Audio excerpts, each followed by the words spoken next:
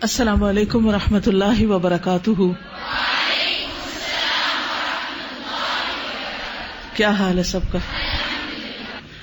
نحمده ونصلی علی رسولہ الکریم، اما بعد فاعوذ باللہ من الشیطان الرجیم، بسم اللہ الرحمن الرحیم. رب اشرح لی صدری ویسر لی امری واحلل عقدۃ من لسانی یفقہوا قولی. ذو القعدہ حرمت والا مہینہ ہے، اور حرمت والے مہینوں میں سے سب سے پہلا مہینہ ہے ذو القعدہ، ذو الحجہ، محرم. یہ 3 لگاتار مہینے اور پھر رجب، تو 4 مہینے ٹوٹل سال میں. منہا اربعۃ حرم، حرمت والے مہینے. اور نبی صلی اللہ علیہ وسلم نے حجۃ الوداع کے موقع پر ان 4 مہینوں کا خود ذکر کیا. آپ نے فرمایا زمانہ پلٹ کر ویسا ہی ہو گیا جیسا اس دن تھا جس دن اللہ نے زمین و آسمان کو پیدا کیا. سال میں 12 مہینے ہوتے، 4 حرمت والے، ان میں سے پے در پے 3 ہیں، یعنی ذو القعدہ، ذو الحجہ، محرم اور رجب، جو کہ جمادہ اور شعبان کے بیچ میں ہے.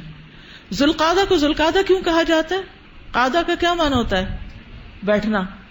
بیسیکلی عرب چونکہ جنگ و جدل کے بہت شوقین تھے، تو وہ سارا سال لڑائی جھگڑے کرتے، لیکن جو ہی حرام مہینے شروع ہوتے تو بیٹھ جاتے، لڑائی جھگڑے سے باز آ جاتے. تو ذو القعدہ یعنی بیٹھنے والا مہینہ، کہ اب لڑائی جھگڑا ختم اور بیٹھ جاؤ. تو یہ دراصل اس حرمت والے مہینوں میں سے پہلے مہینے کا نام اس اعتبار سے ہے. جاہلیت میں بھی اس مہینے کی بہت تعظیم کی جاتی تھی. اس مہینے میں کسی سے لڑتے نہیں تھے، کسی سے بدلہ نہیں لیتے تھے، حتیٰ کہ کوئی اپنے باپ یا بھائی کے قاتل کو بھی دیکھتا تو اس سے بھی بدلہ نہیں لیتا تھا، اور نہ اس کو دھتکارتا، کچھ بھی نہیں کہتا تھا. قاتل سامنے بھی نظر آتا تو کچھ نہیں کہتا تھا. کیوں؟ کیونکہ یہ حرمت والا مہینہ ہے.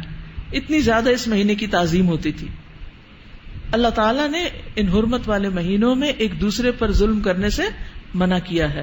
سورۃ التوبہ 36 میں آتا ہے فَلَا تَظْلِمُوا فِيهِنَّ أَنفُسَكُمْ، ان مہینوں میں اپنی جانوں پہ ظلم نہ کرو. ابن کثیر کہتے ہیں اگرچہ ان مہینوں کے علاوہ بھی ظلم کرنا منع ہے، لیکن ان مہینوں میں زیادہ تاکید ہے. یعنی یہ نہیں کہ باقی مہینوں میں ظلم کر سکتے ہو، نہیں. جیسے رمضان ایک ٹریننگ پیریڈ ہے نا، تو یہ مہینے بھی ایک تربیت کے لیے آتے ہیں کہ خاص طور پر کانشیسلی ظلم سے بچو تاکہ سال کے باقی حصے میں بھی بچ سکو. تو ان کی حرمت اور عظمت کی شدت کی وجہ سے ان میں ظلم اور زیادہ ظلم ہے یا بڑا گناہ ہے. قتادہ کہتے ہیں حرمت والے مہینوں میں ظلم کرنا خطا اور گناہ ہے، اور گناہ میں اس ظلم سے بڑھ کر ہے جو ان مہینوں کے علاوہ کیا جائے. اگرچہ ہر حال میں ظلم سنگین گناہ ہے، لیکن اس مہینے میں اس کی سنگینی کئی گنا زیادہ بڑھ جاتی ہے. ظلم کی 2 قسمیں ہوتی ہیں، ایک ہے اپنی جان پہ ظلم اور ایک ہے دوسروں پہ ظلم. جان پہ ظلم جیسے فرائض کو چھوڑ کے، نماز، روزہ، حج، زکوٰۃ، واجبات، ڈیوٹیز چھوڑنا کیا ہے؟ ظلم. کس پہ؟ اپنے آپ پہ. فَلَا تَظْلِمُوا فِيهِنَّ أَنفُسَكُمْ. پھر عبادات کے اوپر نظر ثانی کریں، نمازیں وقت پہ ادا ہو رہی ہیں، صحیح طور پر ادا ہو رہی ہیں.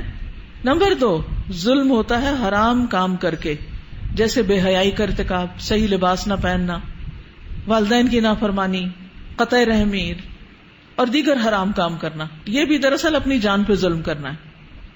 ٹھیک ہے؟ تو پہلی قسم خاص طور پر اپنے اوپر ہے، لیکن دوسری قسم جو ہے ظلم کی، اس میں اپنے علاوہ دوسرے بھی شامل ہو جاتے ہیں. یعنی والدین کا حق نہیں دے رہے تو آپ ان کے ساتھ ظلم کر رہے ہیں. ٹھیک ہے؟ اگر آپ فحش لباس پہن رہے ہیں تو آپ دوسروں کو اپنی طرف اٹریکٹ کر کے ان کا مزاج خراب کر رہے ہیں، ان پہ بھی ظلم کر رہے ہیں، اپنے اوپر تو کر ہی رہے ہیں. اسی طرح قطع رحمی کر کے خود کو بھی نقصان دیتے ہیں لیکن دوسروں کو بھی حق نہیں دے رہے، وغیرہ وغیرہ، اور دیگر جتنے بھی حرام کام ہیں. تو یاد رکھیے ذو القعدہ نمبر 1 حرام مہینوں میں سے، نمبر 2 حج کے مہینوں میں سے ہے. قرآن مجید میں آتا ہے الحج اشہر معلومات، حج کے مہینے معلوم ہیں. تو ان میں سے ایک مہینہ کیا ہے؟ ذو القعدہ. کون کون سے مہینے حج کے؟ شاباش، شوال، ذو القعدہ، ذو الحجہ. ذو الحجہ کے پہلے 10 دن. ذو القعدہ میں عمرہ کرنا مسنون ہے، اگرچہ اجازت نہیں ملتی کیونکہ حج فلائٹ شروع ہو جاتی ہیں. نبی صلی اللہ علیہ وسلم نے کل 4 عمرے کیے، سارے کے سارے ذوالقعدہ میں تھے. ابن باز رحمۃ اللہ علیہ کہتے ہیں کہ ذوالقعدہ میں عمرہ کرنا سب مہینوں سے افضل ہے سوائے رمضان کے.